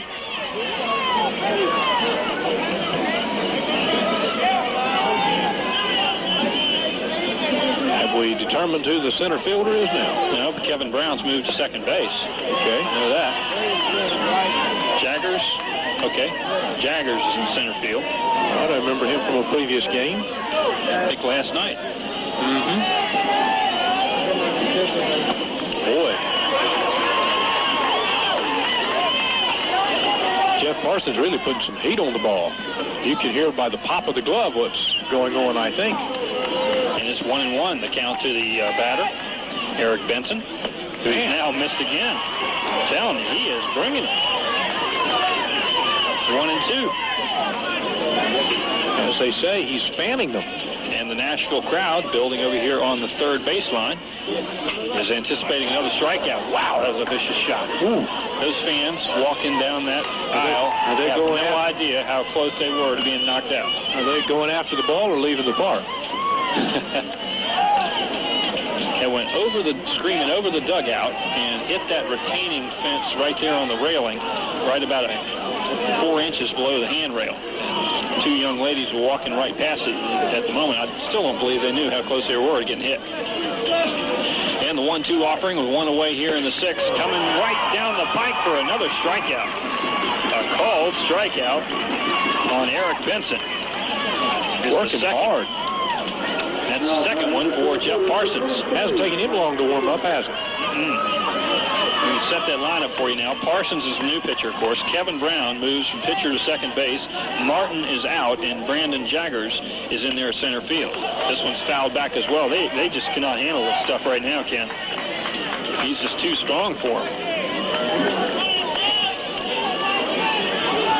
Have we seen him pitch before? I don't think so. Pitching line. Yeah, he came in yesterday, that's right. He's doing it. 0-2. He's into a rhythm.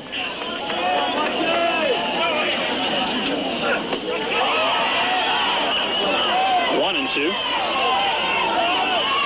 Of course, he's got a nice looking style too. Watch how his leg comes up. He pitched 7 innings yesterday. How quickly we forget. And the 1-2 fouled away. Keeps the count 1-2. Only allowed 1 run. Struck out 6 coming into this inning. Well, I hate to admit it, but we've done so many games now, and different teams and different players, they've run together for me as well. Looking at my watch, remembering what day it is. By the way, between our first and second games, we'll have the Yellow Sub Fishing Report and the Winston Cup today. This one misses, so 2-2 coming here to Mike Needow. Swing and a miss, struck out the side.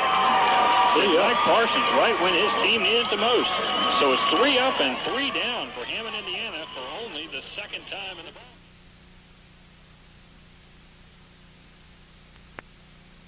And Jeff Parsons moving out to the mound, doing a great job. Gene.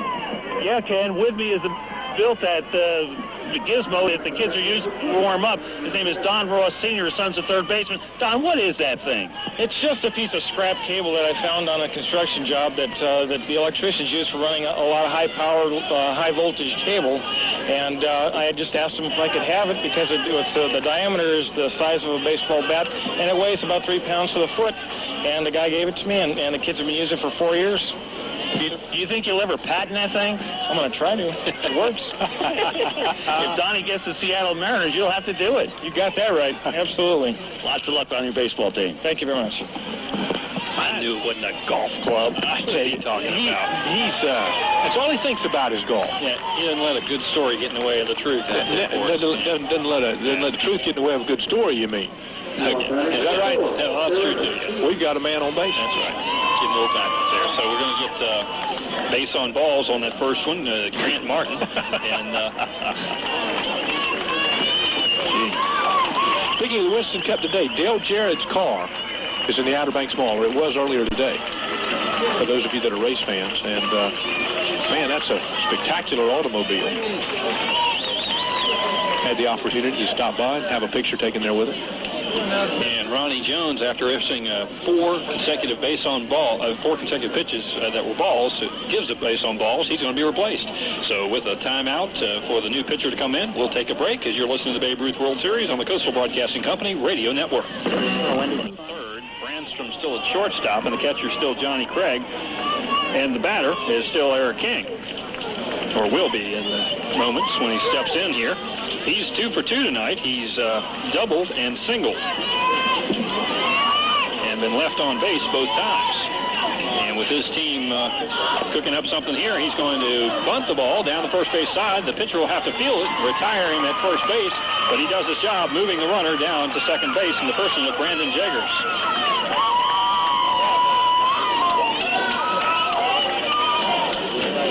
Brings up Kevin Brown. Now, batter number 2, Kevin Brown.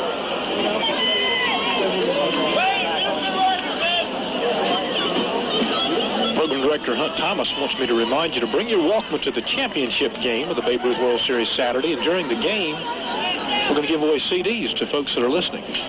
Country Stars. How about that? Yeah, it's good. Huh? I like it. You're not eligible. Oh, sorry. I'll have my Walkman on. 5-4 the score here, bottom of the 6th inning. Nashville threatening once again. They're already leading here by 1 after a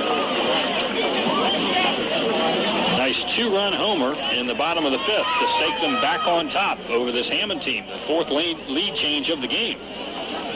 And this one is driven down the left field line, curving foul. It'll go as a long strike.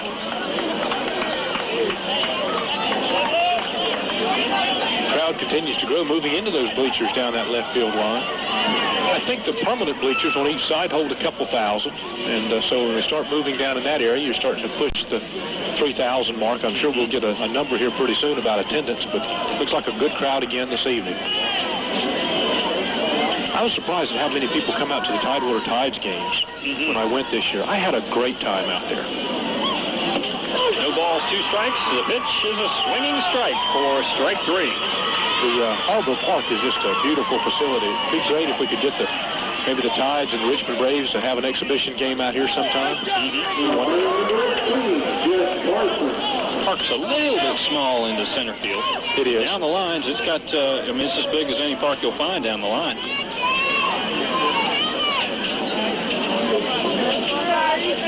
And the backstop's mighty close. Yes. 2 away here, bottom of the 6th inning. Nashville leading Hammond, Indiana, 5-4. Johnny Craig giving some instruction out there to his shortstop, who's trying to hold on the runner, Brandon Jaggers, down there at second base. And the curveball misses outside for a ball 1 count.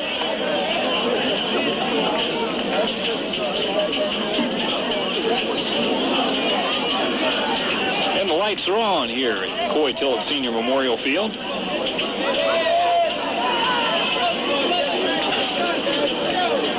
Nick Johnson gathering himself on the mound. The 1-0 pitch is high for 2-0. Ronnie Jones in the 5 innings he pitched through 95 pitches, gave up 6 hits and had 6 strikeouts. 5 runs, of course, 2 of them home runs, and also had 3 bases on balls. This one's low. 3-0 now. And, of course, this is the part of the lineup you don't want to make too many mistakes on. The top of the order here represented in the person of Jeff Parsons. He's already scored 1 run tonight. That was in the 1st inning, had a single. And now he's got a base on balls as this one misses. So runners at 1st and 2nd. Brings up Jason Adams. Jason hasn't done as well at the plate tonight. He's ground out 3 times.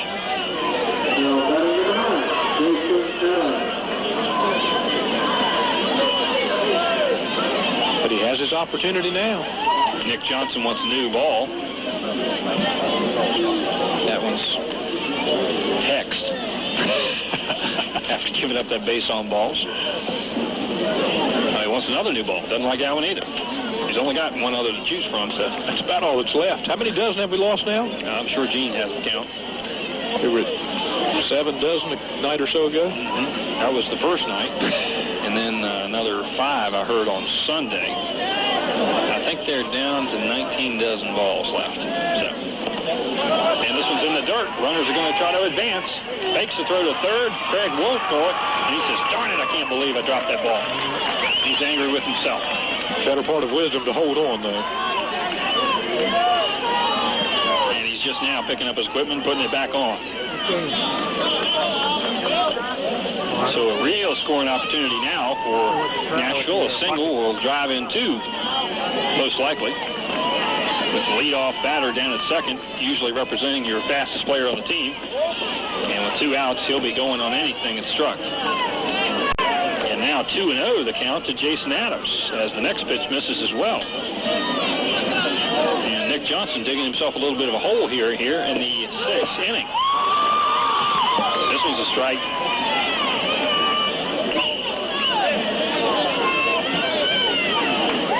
Nashville has a good amount of fans over there pulling for him. All their host families are in Manteo, so I'm told, so all their folks are here. This one's fisted over towards the second baseman. First baseman's right in front of him, but he'll make the catch. Will Omar Mendez for the 3rd out of the inning. So no runs on, no hits, 2 bases on balls. Made some thrills there in the 6th. But at the end of 6 complete, the score remains 5-4 with Nashville on top of Hammond, Indiana. And Hammond coming to bat for maybe the last time in the World Series unless they can put one on the board. As you're listening to the Babe Ruth World Series on the Coastal. Lead 5-4. Between games, we'll have Winston Cup today, the Yellow Sub Fishing Reports, and then Ansonia, Connecticut will take on Omaha, Nebraska. Catfish Hunter will throw out the opening pitch for that second game. That should be exciting. That's reason enough to come to the ballpark. A lot of pressure on him. Not too many strikes have been thrown on that opening pitch. We'll see. He still plays some in his hometown around Hertford. They play the high school team. And it looks good. Yeah. Still show that left-handed curve. First pitch from Jeff Parsons in there for a ball. And now it's a 2-0 count as he misses again. Remember, he just breezed through the lineup in the 6th, striking out the side. Of course, we want to remind our listeners that tomorrow is Gaylord Perry night. I wonder if his opening pitch will be wet. Here's a strike. I had him in the studio at the radio station one day, and he just flatly denied it, acted like he'd never heard of it. 2 balls and a strike. Pitch on the outside corner, in there for a strike. Mark Brandstrom on deck.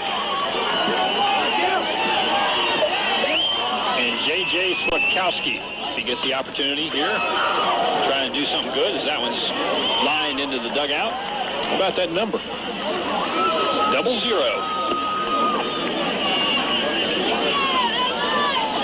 As my father used to say when he would add, ought.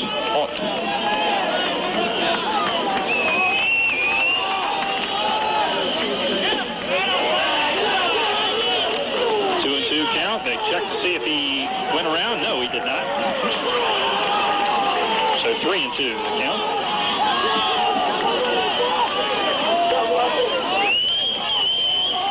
And the crowd is really getting excited now. Here's Mendez fouling one. It is a foul ball on the first base line. That was very close down there. But right on the play is Richard Small to make the call. And he very quickly said foul ball. So it's another 3-2 pitch coming to Mendez. In a very animated fashion. These umpires are as much a part of the game, aren't they, the way they make their calls and respond to the plays. Here comes the 3-2 again. It's high. Ball 4 puts Mendez on first base.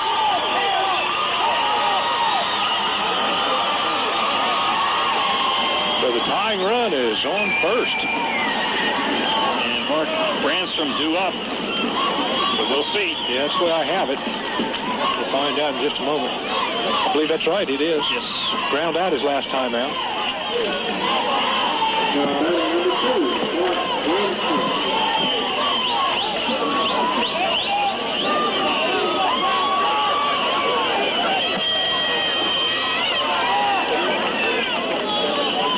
A little fella, 5'9", 150, steps in there, squares around the bunt. Everybody sprinting in from their sides. He takes the ball. Second baseman coming over to cover first is... Yep, the shortstop will move to second. Second baseman will move first. First baseman and third baseman charge the plate. Adams halfway into home plate at that point. And he squares around again. This one's fired right in on his hands. He fouls it off and hits himself in the helmet. Darn, should have had it, but that's a tough chance. Yes. They don't stand still and bunt the way we used to. We move up and down kind of horizontal with a bat. They're bunting and moving. They're on the move, and it makes it harder to do the job. Good bunt would be just on the edge of the grass and deadening it. He puts this one on the dirt, and it rolls foul. Just about every time it hits the dirt first, it's going to go foul. And 1-2 the count now on that missed bunt, and decision time now for head coach Dave Sitkowski over there at third base, because if he misses a bunt now, it's a strikeout. He's got the barrel of the bat pulled back almost to the catcher as he's headed down to first base and trying to get that bunt to go away from the direction of the runner. The coaches teach you to try to catch the ball with the bat for a perfect execution on the bunt. Here it comes, and he's struck out. He did not execute it, and so he is out of there for the first out of the inning.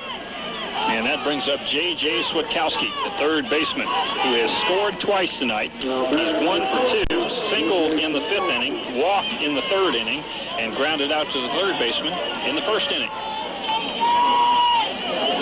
And his team trailing by 1. He'd really like to do something good here.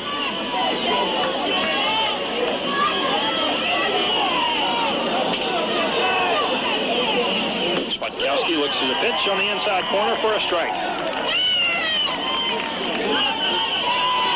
Base runner taking a conservative lead. He doesn't want to get picked off at this point. 1 away, top of the 7th. Nashville leading Hammond, Indiana, 5-4. And this one's a ball high.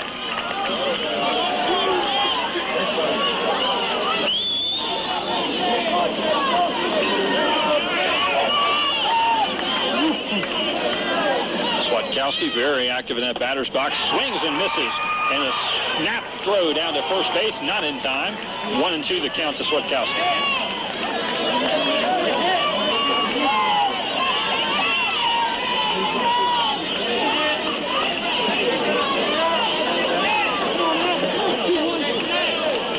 And Parsons working from the stretch, throws a 1-2 pitch, swing and a miss for a strikeout.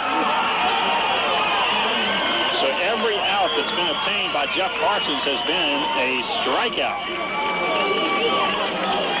And the Nashville Shootiques are 1 out away from staying in the Babe Ruth World Series, and the Chiefs from Indiana are unfortunately 1 out away from heading back to Hammond. And maybe appropriately, the star performer for Hammond, Indiana has the last opportunity for them, as Ramirez has really been good for them in this series, especially defensively. He takes a strike, 0-1. Here comes the next one, fouled off his foot, 0-2.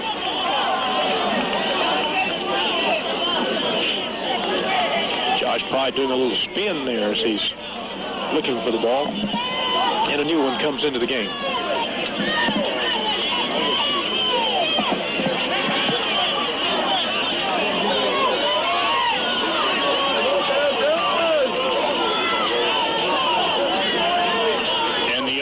Pitch coming from Jeff Parsons. High kick inside, ball 1. And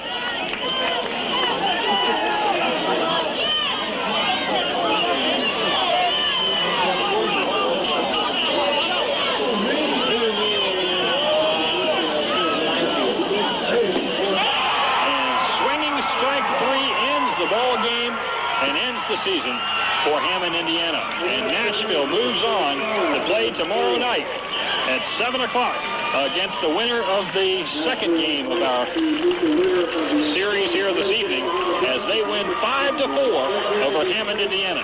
We'll total it up, visit with the winning coach and the star player of the game as we continue in a moment. You're listening to the Babe Ruth World Series.